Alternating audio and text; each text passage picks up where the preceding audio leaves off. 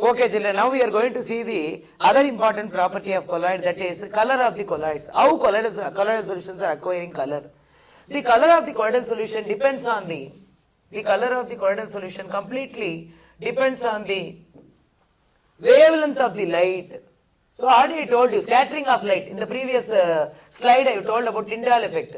Scattering of light. So depending upon the wavelength of the light scattered by the dispersed particles. So how do the colloidal solution acquire a color? Depending upon the wavelength of the light scattered by the colloidal particles in the dispersed phase. So actually the scattering of light, the dispersed particles in the colloidal solution, they will be scattering light of a particular wavelength. So depending upon the light scattered by the particles in the dispersed phase by the particular wavelength, the colloidal solution acquires color. The wavelength depends on the size and the nature of the particles. So the colloidal solutions are colored because of the scattering of light by the particles according to the wavelength of the light which it absorbs. But here actually the color it acquires depends upon the size of the particles as well as the nature of the particles. What is the size of the particles present in the dispersed phase in the colloidal solution, as well as it talks about the nature of the particles also, as it depends upon the wavelength of the light scattered. So this wavelength completely depends upon the size of the particle as well as the nature of the particles present in the dispersed phase in the colloidal solution. The color of the colloidal solution also changes with the manner in which the observer receives the light. So depending upon the light scattered by the colloidal solution, so the color of the colloidal solution changes with the manner in which the observer receives the light. So depending upon the observer how he is receiving the light, the color may be varying. For example, we are going to talk about milk, which is also a colloid. A mixture of milk and water. So when you talk about a colloidal system here, a mixture of milk and water. Here actually, what is that? We have taken a mixture of milk and water. So it appears blue when it viewed by the reflected light. So see here, so it appears blue by the, what is that? Reflected light.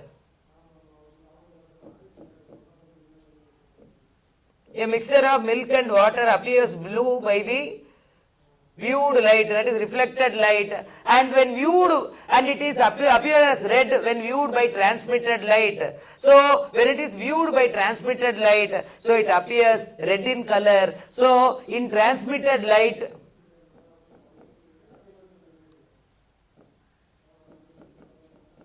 it appears red.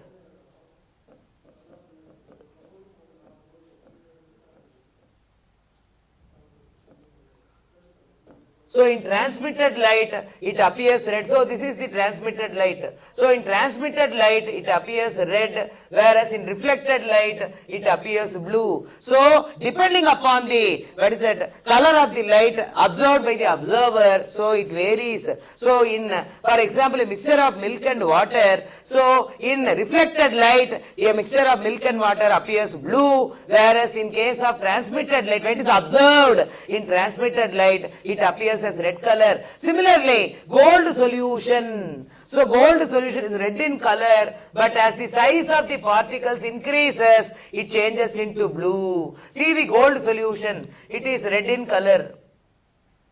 So when the size of the particle increases, actually what is happening, it changes into blue color, and finally it becomes golden color. So first it will be red in color, the gold solution. Initially it will be red in color, then it will appear as blue color, then it changes into gold color.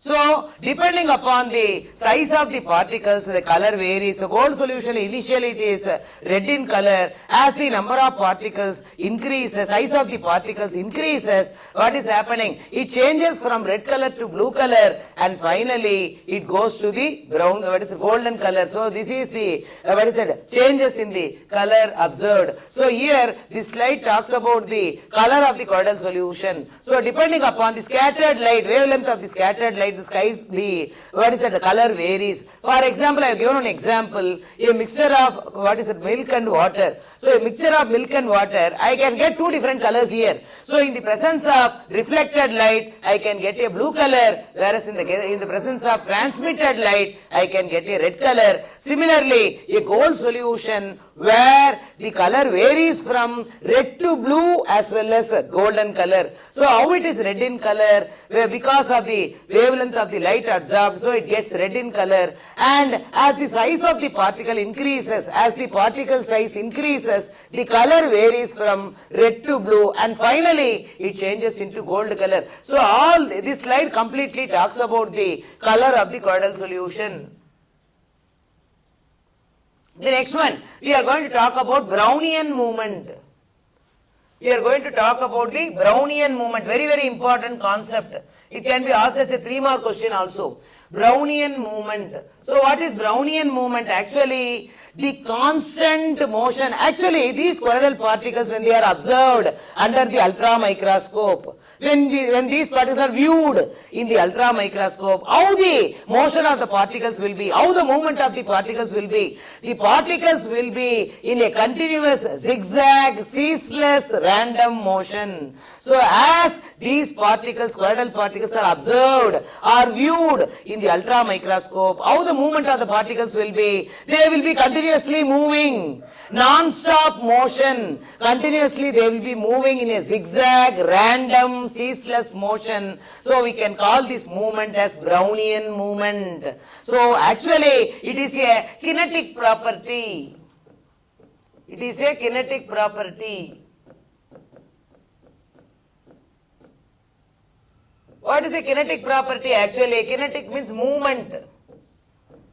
The property we are going to talk about we discuss about the movement of the particles, the property that deals with the movement of the particles. So, when colloidal particles are observed under the ultra microscope, the particles will be moving in a continuous, zigzag, random, ceaseless means what? Stopless motion. Continuously it will be moving in a colloidal solution. The particles will be continuously moving. So we can, in a zigzag way. So we can call it as Brownian movement, because this motion was completely observed by the British botanist Robert Brown. As the British botanist who was called as Robert Brown discovered this movement, we can call it as Brownian movement. So it is known as Brownian movement. See here, the particles are rotating in a zigzag, continuous zigzag, continuous zigzag, continuous, ceaseless,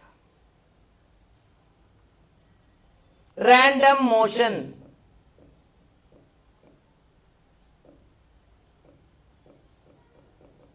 So, when colloidal particles are viewed in the ultra microscope, how the particles will be? They will be moving in a continuous zigzag, random, ceaseless motion. As this movement is discovered by British botanist Robert Brown, we can call this movement as Brownian movement. So, it is coming under the kinetic property. So, kinetic means movement. The next one, we are going to talk about the Brownian movement of colloidal particles. What is the reason for this Brownian movement? Why this Brownian movement is caused in the colloidal solution? What is the reason? When colloidal solutions are viewed under the powerful microscope, already I told you, the colloidal particles appear to be in a state of continuous zigzag motion. So continuously they will be moving about in the solution. The particles will be continuously moving about in a solution. So this motion is independent of the nature of the colloid. So it does not depend on the nature of the colloid. It is independent of the nature of the colloid, but depends on the size of the particles and viscosity of the solution. It is independent of the nature of the colloid, but depends on the size as well as viscosity. What is viscosity? What is the property of flow? The property of flow. The property of fluids. Property of fluids. We can call it as viscosity. So, this viscosity, when you talk about the size and viscosity, it depends, the movement of these particles depends upon the size and the viscosity of the particles in a solution. It does not depend on the nature of the particles. Smaller the size of the particles, when the particle size are smaller, lesser will be the viscosity and faster is the motion. So, what is the condition they are telling here? As the size of the particles are smaller, when the size of the particles are smaller, how the viscosity will be? As the particle size are smaller, lesser will be the viscosity flow, the flow of liquids, the flow of, what is the fluid, the property of fluids. So, as the particle size are smaller, viscosity is less and faster is the motion. So, less particles are smaller size, less viscosity,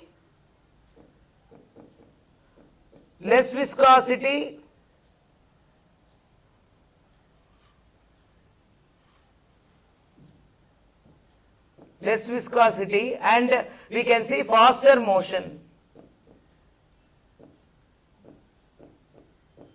So actually, when the particles are smaller in size, viscosity will be less. As the flowing capacity is less, what will happen to the movement? The movement will be greater, the movement will be faster. So this is Brownian movement. So we have discussed here about the Brownian movement, that is nothing but when particles are observed under the ultra microscope, they are found to be in a ceaseless random zigzag motion. So actually, the particles does not depend on the nature of the solution, it depends upon the size as well as the viscosity. Smaller the size of the particles, lesser will be the viscosity and more will be the movement, and the motion will be greater, faster. Next, significance of, what is the importance of this Brownian movement? It provides a direct demonstration. Of ceaseless motion of molecules. So we can see the ultra microscope and we can view the ceaseless, continuous, rapid movement of these colloidal particles. It counters the force of gravity acting on the colloidal particles. It talks about some force of attraction is there on the particles, colloidal particles in the solution. It talks about the force of gravity on the colloidal particles. So it provides the stability to the colloidal solution. So this force of gravity that is acting on the particles, it gives stability to the colloidal solution. So what is the significance? So we have discussed about the property of continuous zigzag random ceaseless motion when it is viewed in the ultra microscope. What is the importance of this movement? As Brownian movement is there exhibited by the colloidal solution, there is a force of gravity that is acting on the colloidal particles. It encounters about the force of gravity that is acting on the colloidal particles. Not only that, because of this force of gravity that depends on the colloidal particles, that is enforced on the colloidal particle, what is happening to the colloidal solution? The colloidal solutions acquire stability. So this Brownian movement gives stability to the colloidal solution. The next one, charge on the colloidal particles. Colloidal particles always carry an electric charge. So colloidal solutions always carry an electrical charge. So they will acquire a electrical charge. So how do this nature of this charge? What will be the nature of the charge? The nature of the charge is the same on all the particles in a given colloidal solution. So it depends upon the nature of the particles in the colloidal solution. So the charge of the colloidal particles will be remain same every side in the colloidal solution. The charge may be either positive or negative. So you can see the colloidal particles where it is positively charged, where you can see here it is negatively charged. So here colloidal solution, the colloidal particles may be either positive or negative. So the nature of the charge is the same on all the surfaces. So the nature of the charge, when you talk about the nature of the charge in the colloidal solution, the nature of the charge is the same on all the particles in a given colloidal solution. The charge may be either positive or negative. So the charge of the colloidal solution may be either positive or negative. So we can call it as charge of the colloidal solution. Origin of charge and colloidal particles. The charge on the colloidal particle is due to the following reasons. There are certain reasons for the acquisition of charge of the colloidal particles. How does the particles acquire charge? It is due to the following reason. What is the first one? Frictional electrification. So there are various methods of how colloidal particles are acquiring charge. First one is frictional electrification. Second one is electron capture. Third one, preferential adsorption of ions from solution. There are three different techniques to how how the particles are acquiring the charge in the colloidal solution. First one is frictional electrification, rubbing of colloidal particles with molecules of dispersion medium, shaking the dispersed phase and dispersion medium. That is, rubbing means nothing but the particles in the dispersed phase, solute and solvent, are shaken together. The particles in a dispersed phase are shaken with dispersion medium.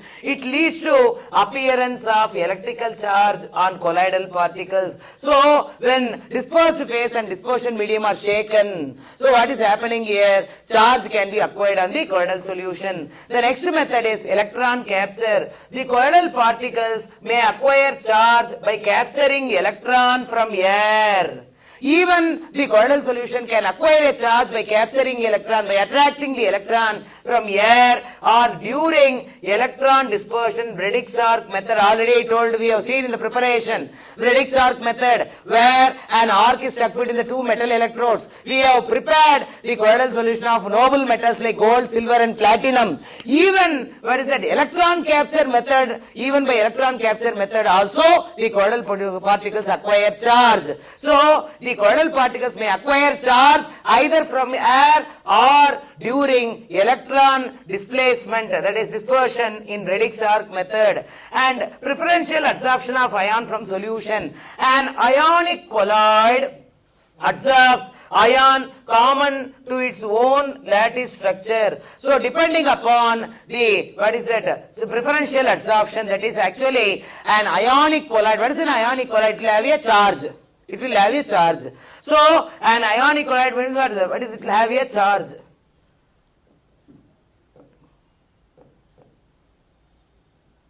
So an ionic colloid adsorbs ion common to its own lattice structure. Depending upon the, what is that, structure of its lattice, it can adsorb ions from the solution. So there are three different ways of acquiring charge.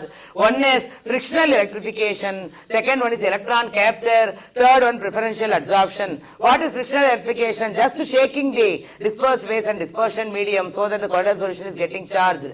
The next one is electron capture. Either it can attract electron from air or by dispersion in Bredick's arc method, this other way. The next one is preferential adsorption. As the ionic colloid, as it is ionic in nature, so it adsorbs the ions of ions which is common to its lattice structure. So all these are the various ways of acquisition of charges.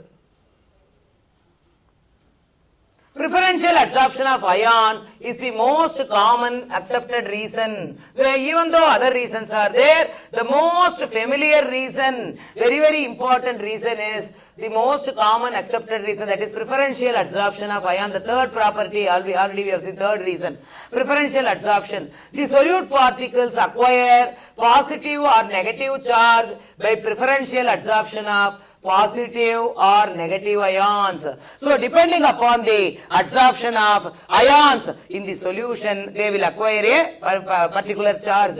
When two or more ions are present, in the dispersion medium, preferential adsorption of the common to the colloidal particles, preferential absorption of the ion common to the colloidal particles takes place when there are two or more ions present in the colloidal solution. Preferential absorption of ion taken depends upon the of the ion common to the colloidal particles that take place. For example, you take here silver iodide, so it is a negative colloid. Ag minus ion remains in dispersed phase. So Ag minus will be remains the dispersed phase, dispersed medium.